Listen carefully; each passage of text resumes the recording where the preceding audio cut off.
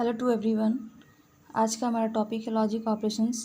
पिछले वीडियो में मैंने लॉजिक ऑपरेशन में रोटेट ऑपरेशन को नहीं बताया था, जो कि मैं इस वीडियो में कवर कर रही हूँ।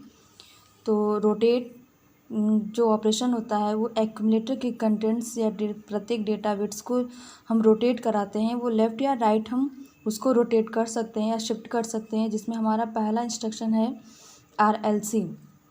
RLC means rotate accumulator left.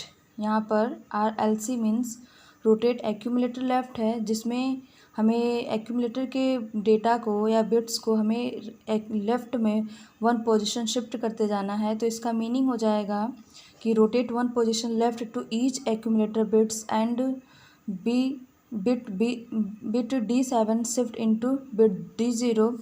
और दूसरा इसमें और ऑपरेशन क्या होता है कि according two bit D7 carry flag हमारा सेट या फिर रीसेट होता है। इसमें हमें एक्यूमुलेटर के बिट को तो लेफ़्ट शिफ्ट करना ही है, साथ ही कैरी को भी सेट या रीसेट करना है अकॉर्डिंग टू बिट D7। तो हमने यहाँ पे एक एग्जांपल लिया है। इस एग्जांपल के थ्रू इसको हम समझा सकते हैं कि RLC ऑपरेशन होने के बाद एक्यूमुलेटर डेटा में किस तरीके से शिफ्टिंग होती है और उसका मान किस तरीके से परिवर्तित होता है। जैसे कि यहाँ पे ये एक्यूमुलेटर का डेटा है, D0 से लेकर D7 तक हमने माना है, इस तरीके से है। और RLC में इस क्या होता है कि जो प्रत्येक बिट है वो लेफ़्ट पोजीशन में शिफ्ट होता है। लेफ़्ट पोजीशन में शिफ्ट करेंगे तो हम D0 को D1 पे रखेंगे, D1 को D2 पे, D2 को D3 पे।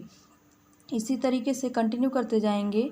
D6 हमारा D7 पे आ जाएगा और D7 वाला बिट भी जब लेफ़्ट पोजीशन में जाएगा तो वो बाहर हो जाता है, और बाहर होता है तो वो बिट D0 वाले स्थान पर आके लेफ़्ट में शिफ्ट होता है।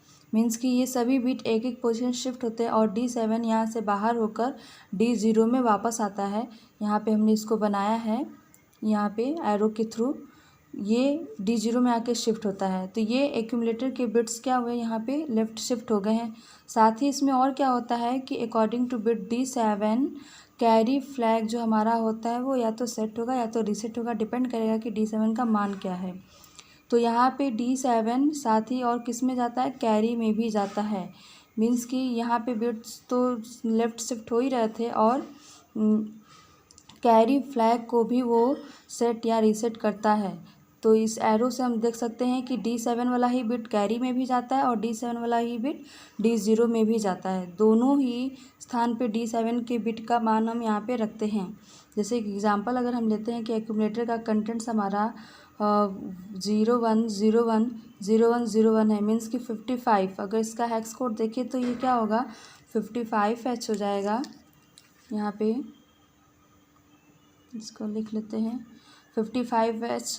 Then after one RLC means कि एक बार RLC अगर हम एग्जीक्यूट कराते हैं तो उस केस में एक्यूमुलेटर का जो कंटेंट होगा एक एक पोजीशन इसको लेफ़्ट शिफ्ट जब करते जाएंगे तो ये 0 बाहर हो जाएगा और ये 7 बिट ऐसे ही रहेंगे एक एक पोजीशन शिफ्ट होके, और इस D0 को हम यहाँ पे लाके शिफ्ट कर देंगे तो ये हमारा D0 का बिट बन जाएगा। मीन्स कि यहाँ पर देखिए ये पूरा सेम है और यहाँ के बिट को हमने लाकर यहाँ पे रख दिया है। ये D7 वाला बिट D0 में आ गया है, तो ये हमारा 8 बिट का डेटा हमें प्राप्त हो गया इसके अकॉर्डिंग। और साथ ही D7 को हमें कैरी में भी भेजना है, तो D7 का मान यहाँ पर 0 है, इसलिए यहाँ पर कैरी का मान क्या हो जाएगा, 0 हो जाएगा। मीन्स कि 0 रीसेट होता है। मीन्स कि वन बार RLC एग्जीक्यूट करने पर एक्यूमुलेटर कंटेंट्स इस तरीके से हो जाएगा। यहाँ पे हेक्स कोड में ये 55 था और अब RLC एग्जीक्यूट होने के बाद अगर इसका हेक्स कोड देखें तो ये हमारा A और A मीन्स कि AAH हो जाएगा।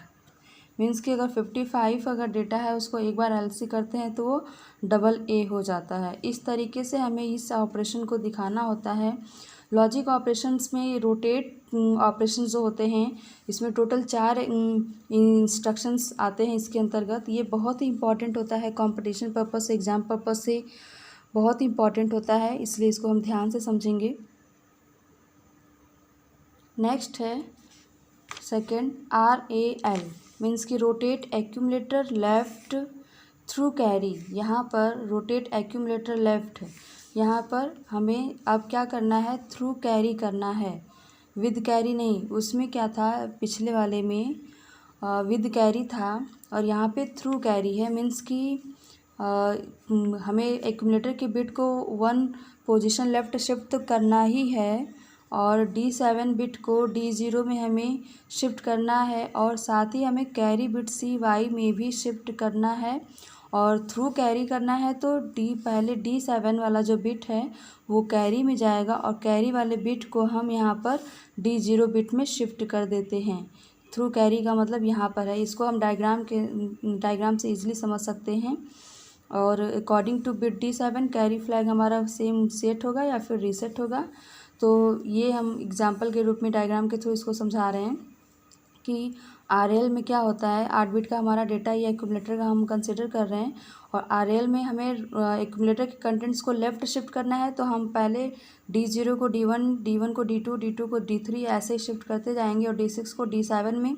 यहाँ तक तो एक एक पोजीशन हम इसको शिफ्ट कर दिए हैं। फिर होता क्या है कि जब D7 बिट की जब बारी आती है तो वो कहाँ पे शिफ्ट होगा, वो शिफ्ट होता है थ्रू कैरी में। मीन्स कि ये D7 कैरी में जाता है और कैरी का जो बिट होता है वो D0 में आता है।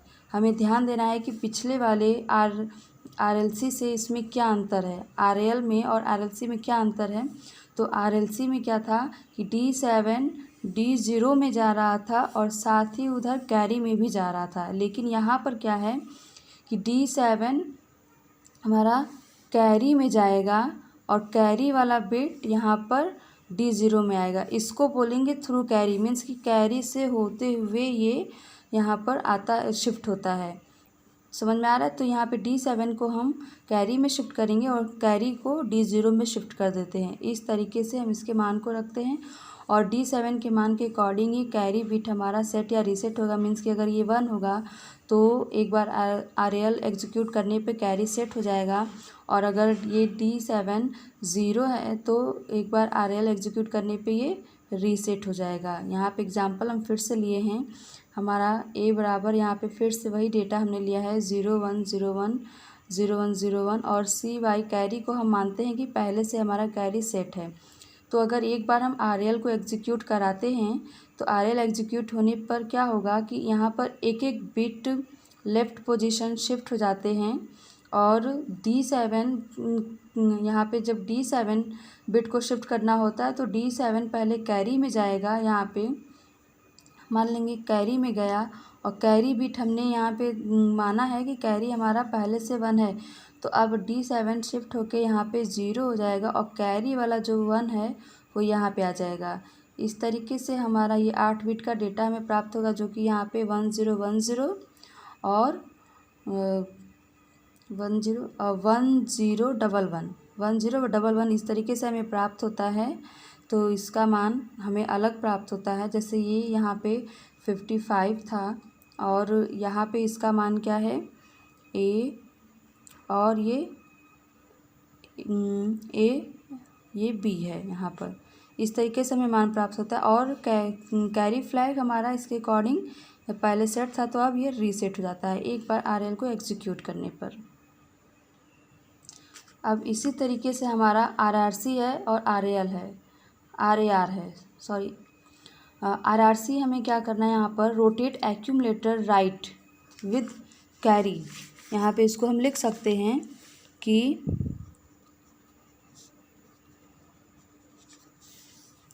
Rotate accumulator right with carry है। मीन्स कि जो हम पिछले वाले में डेटा को लेफ़्ट शिफ्ट कर रहे थे अब यहाँ पे इसको हम राइट शिफ्ट करते जाएंगे। तो राइट शिफ्ट करेंगे तो हम D7 से स्टार्ट करेंगे और D7 से स्टार्ट करेंगे तो ये हमारा D7 वाला बिट D6 में, D6 वाला D5 में, इस तरीके से होते हुए D1 को हम D0 में शिफ्ट करेंगे। और ये विद कैरी है तो विद कैरी में क्या होगा कि D0 वाले बिट को हम D7 में लाके यहाँ पे शिफ्ट करा देंगे और साथ ही D0 वाला ही बिट हमारा यहाँ पर कैरी में भी जाता है। इस तरीके से हम यहाँ पे शिफ्ट कराएंगे। जो RLC है उसी तरीके से RRC है, बस यहाँ पे डेटा बिट हमारा लेफ़्ट ना शिफ्ट होकर राइट शिफ्ट होता है, ये हमें ध्यान रखना है। नेक्स्ट RAR मीन्स कि rotate accumulator right through carry.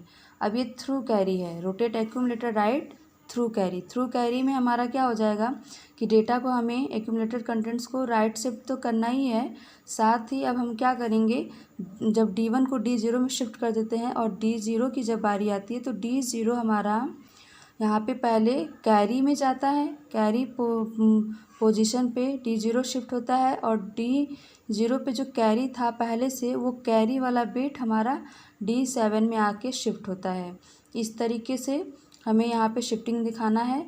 ये D0 गया कैरी के स्थान पे और कैरी वाला बिट शिफ्ट होके आ गया D7 पे, और D7 इस तरीके से D6 पे, ये D5 पे, ये D4 पे, इस तरीके से एक एक करके ये शिफ्ट होता जाता है। तो इसको हम समझ सकते हैं। आप इसको देखिए, पढ़िए, समझिए, और अगर ना समझ में आए तो इसको कमेंट बॉक्स में हमें बताइए कि क्या प्रॉब्लम आ रही है, और प्लीज़ इसको लाइक कीजिए और शेयर कीजिए।